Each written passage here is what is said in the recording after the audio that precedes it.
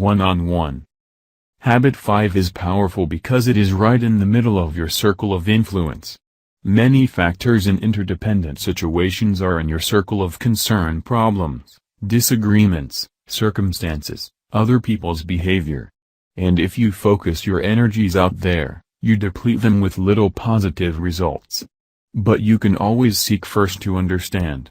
That's something that's within your control.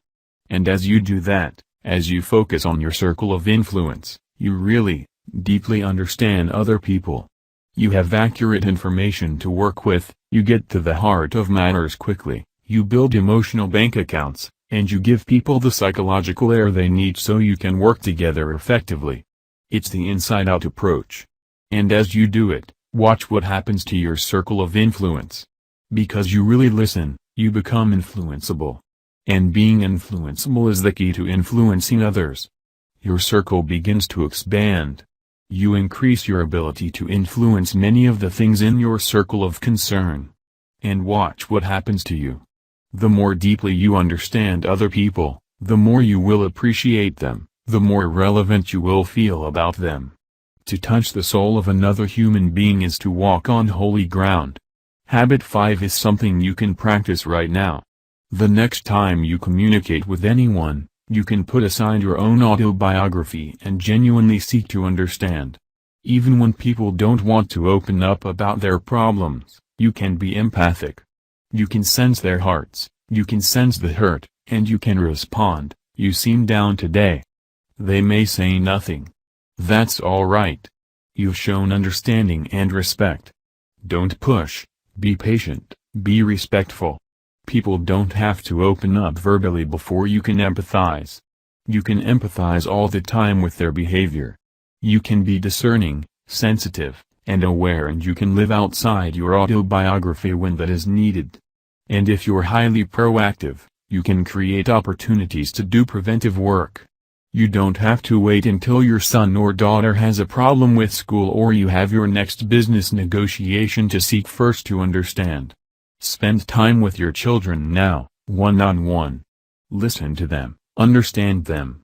Look at your home, at school life, at the challenges and the problems they're facing, through their eyes. Build the emotional bank account. Give them air. Go out with your spouse on a regular basis. Have dinner or do something together you both enjoy. Listen to each other, seek to understand. See life through each other's eyes. My daily time with Sandra is something I wouldn't trade for anything. As well as seeking to understand each other, we often take time to actually practice empathic listening skills to help us in communicating with our children. We often share our different perceptions of the situation, and we role-play more effective approaches to difficult interpersonal family problems. I may act as if I am a son or daughter requesting a special privilege even though I haven't fulfilled a basic family responsibility, and Sandra plays herself. We interact back and forth and try to visualize the situation in a very real way so that we can train ourselves to be consistent in modeling and teaching correct principles to our children. Some of our most helpful role plays come from redoing a past difficult or stressful scene in which one of us blew it. The time you invest to deeply understand the people you love brings tremendous dividends in open communication. Many of the problems that plague families and marriages simply don't have time to fester and develop. The communication becomes so open that potential problems can be nipped in the bud. And there are great reserves of trust in the emotional bank account to handle the problems that do arise. In business, you can set up one-on-one time with your employees. Listen to them, understand them.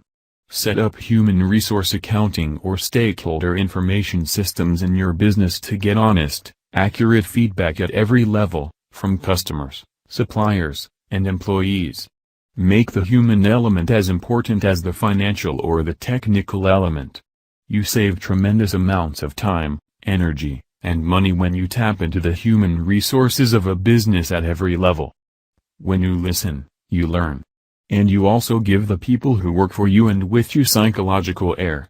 You inspire loyalty that goes well beyond the 8-to-5 physical demands of the job. Seek first to understand.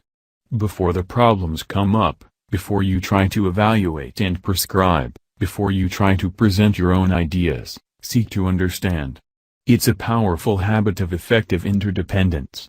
When we really, deeply understand each other, we open the door to creative solutions and third alternatives. Our differences are no longer stumbling blocks to communication and progress. Instead, they become the stepping stones to synergy.